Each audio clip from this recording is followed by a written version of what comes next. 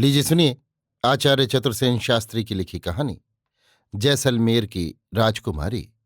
मेरी यानी समीर गोस्वामी की आवाज में। एक राजपुत्री के शौर्यपूर्ण चरित्र और वीरतापूर्ण कार्यक्षमता की झलक इसमें वर्णित है। अकेली राजकन्या ने कुछ मास तक जैसलमेर दुर्ग की मुगल सैन्य से रक्षा की। राजकुमारी ने गर्व से हंसकर कहा, पिता, दुर्ग की चिंता न कीजिए। जब तक उसका एक भी पत्थर पत्थर से मिला है उसकी मैं रक्षा करूंगी। चाहे अलाउद्दीन कितनी ही वीरता से हमारे दुर्ग पर आक्रमण करे, आप निर्भय होकर शत्रु से लोहा लीजिए। ये जैसलमेर के राठौर दुर्गाधिपति महाराव रत्न सिंह की कन्या थी। ये इस समय बलिष्ठ अरबी घोड़े पर चढ़ी हुई थी और मर्दानी पोशाक पहने थी। उसकी कमर में 2 तलवारें लटक रही थीं। कमरबंद में पेशकब्ज, पीठ पर तरकस और हाथ में धनुष था। वो चपल घोड़े की रास को बलपूर्वक खींच रही थी, जो एक क्षण भी स्थिर रहना नहीं चाहता था। रत्न सिंह जिरह बख्तर पहने एक हाथी के फौलादी हौदे पर बैठे आक्रमण के लिए प्रस्थान कर रहे थे। सामने सहस्त्रावधि राजपूत सवार नंगी तलवारें लिए मैदान में खड़े थे। उनके घोड़े हिनहिना रहे थे और शस्त्र झंझना रहे थे। रत्न सिंह ने पुत्री के कंधे पर हाथ धर के कहा, बेटी, तुझसे मुझे ऐसी ही आशा है। मैंने तुझे पुत्री की भांति नहीं, पुत्र की भांति पाला और शिक्षा दी है। मैं दुर्ग को तुझे सौंप कर निश्चिंत हो गया हूं। देखना, सावधान रहना, शत्रु केवल वीर ही नहीं, धूर्त और छलिया भी है। बालिका ने वक्र दृष्टि से पिता की ओर देखा और हंसकर कहा, नहीं पिताजी, आप निश्चिंत होकर प्रस्थान करें। किले का बाल भी बांका न होगा।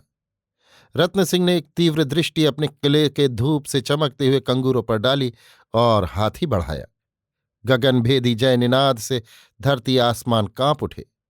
एक विशालकाय सैन्य अजगर की भांति किले के फाटक से निकलकर पर्वत की उपत्यका में विलीन हो गया। इसके बाद घोर चीत्कार करके दुर्ग का फाटक बंद हो गया। टिड्डी दल की भांति शत्रु ने दुर्ग घेर रखा था। सब प्रकार की रसद बाहर से आनी बंद थी। प्रतिदिन यवन दल गोली और तीरों की वर्षा करते थे, पर जैसलमेर का अजेय दुर्ग गर्व से मस्तक उठाए खड़ा था। यवन समझ गए कि दुर्ग विजय करना हंसी ठट्ठा नहीं है। दुर्ग रक्षणी राजनंदिनी रत्नवती निर्भय अपने दुर्ग में सुरक्षित बैठी शत्रुओं के दांत खट्टे कर रही थी। उसकी अधीनता में पुराने विश्वस्त राजपूत वीर थे, जो मृत्यु और जीवन को खेल समझते थे। वो अपनी सखियों समेत दुर्ग के किसी बुर्ज पर चढ़ जाती और यवन सेना का ठट्ठा उड़ाती हुई वहां से सनसनाती तीरों की वर्षा करती। वो कहती, मैं स्त्री हूं पर अबला नहीं, मुझ में मर्दों जैसा साहस और हिम्मत है। मेरी सहेलियां भी देखने भर की स्त्रियां हैं। मैं इन पापिष्ठ यवनों को समझती क्या हूं? उसकी बातें सुन सहेलियां ठठाकर हंस देती थीं।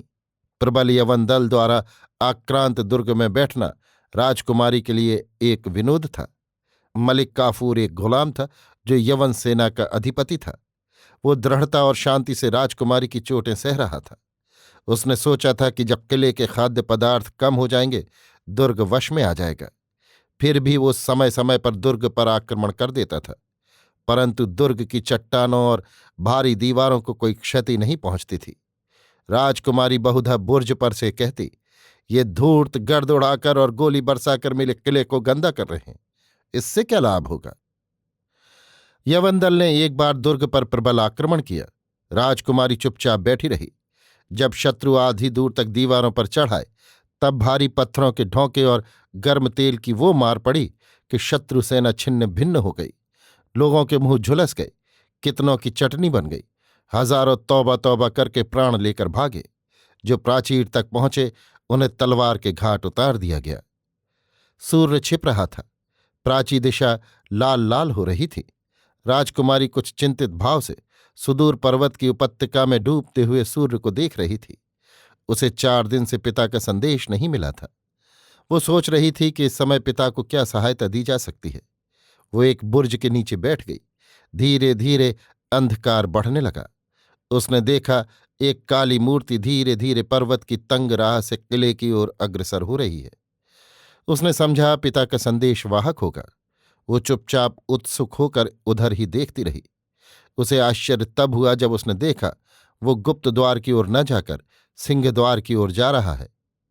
तब अवश्य वो शत्रु है। राजकुमारी ने एक तीखा बाण हाथ में लिया और छिपती हुई उस मूर्ति के साथ ही द्वार की पौर के ऊपर आ गई। वो मूर्ति एक गठरी को पीठ से उतारकर प्राचीर पर चढ़ने का उपाय सोच रही थी। राजकुमारी ने धनुष पर बाण चढ़ाकर ललकार कर कहा, वहीं खड़ा रहे और अपना अभिप्राय कह। कालरूप राजकुमारी को सम्मुख देख वो व्यक्ति भयभीत स्वर में बोला, मुझे किले में आने दीजिए, बहुत जरूरी संदेश है। वो संदेश वहीं से कह, वो अतिशय गोपनीय है। कुछ चिंता नहीं, कह, किले में आकर कहूंगा। उससे प्रथम ये तीर तेरे कलेजे के पार हो जाएगा। महाराज विपत्ति में है, मैं उनका चर हूं। चिट्ठी हो तो फेंक दे।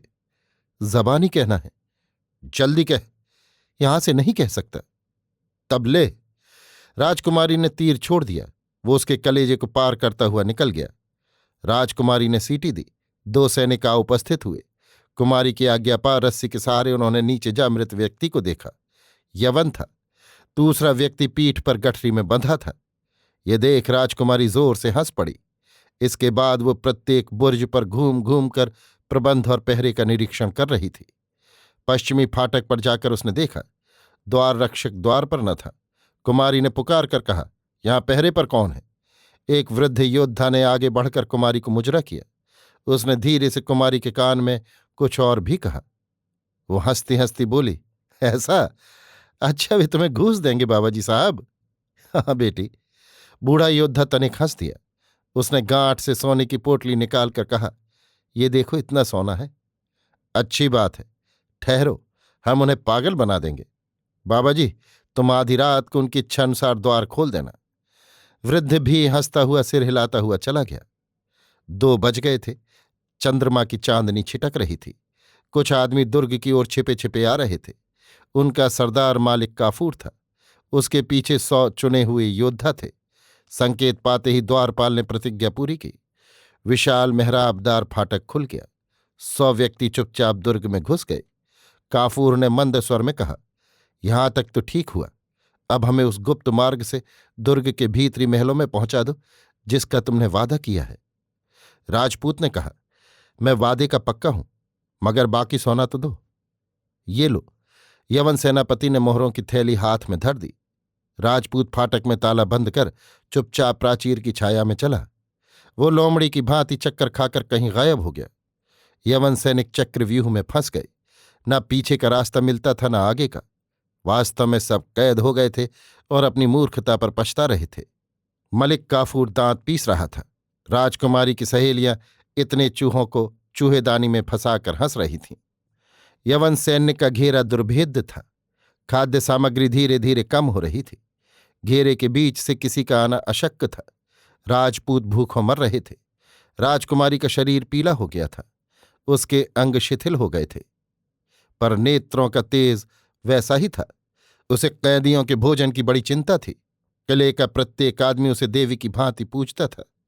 उसने मलिक काफूर के पास जाकर कहा, यवन सेनापति, मुझे आपसे कुछ परामर्श करना है। मैं विवश हो गई हूं। दुर्ग में खाद्य सामग्री बहुत कम हो गई है और मुझे ये संकोच हो रहा है कि आपकी कैसे अतिथि सेवा की जाए। अब कल से हम लोग 1 मुट्ठी अन्न लेंगे और आप लोगों को 2 मुट्ठी उस समय तक मिलेगा जब तक कि अन्न दुर्ग में रहेगा। आगे ईश्वर मालिक है। मलिक काफूर की आंखों में आंसू भर आए। उसने कहा, राजकुमारी, मुझे यकीन है कि आप 20 किलो की हिफाजत कर सकती हैं। हाँ, यदि मेरे पास हों तो। राजकुमारी चली आई। 18 सप्ताह और बीत गए। अलाउद्दीन के गुप्तचर ने आकर सुल्तान को कॉर्निश किया। सुल्तान ने पूछा, क्या राजकुमारी रत्नवती किला देने को तैयार हैं? नहीं खुदाबंद, वहां किसी तरकीब से रसद पहुंचाई गई है। किला 9 महीने और पड़े रहने पर भी हाथ न आएगा। फिर पानी अब किसी तालाब में नहीं है।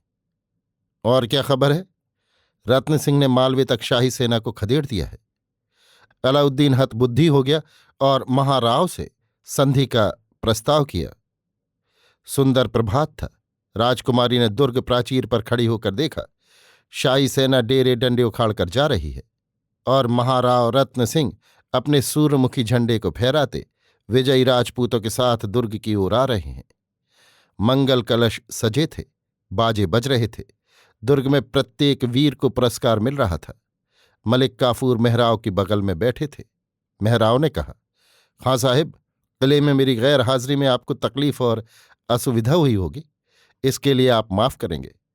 युद्ध के नियम सख्त होते हैं। फिर किले पर भारी मुसीबत आई थी। लड़की अकेली थी, जो बन सका किया। काफूर ने कहा, महाराज, राजकुमारी तो पूछने लायक है। ये इंसान नहीं, फरिश्ता है। मैं ताजिंदगी इनकी मेहरबानी नहीं भूल सकता। महाराव ने एक बहुमूल्य सरपेच उन्हें दिया और पान का बीड़ा देकर विदा किया। दुर्ग में धौंसा बज रहा था। अभी आप सुन रहे थे आचार्य चतुर्सेन शास्त्री की लिखी कहानी जैसलमेर की राजकुमारी, मेरी यानी समीर गोस्वामी की आवाज में।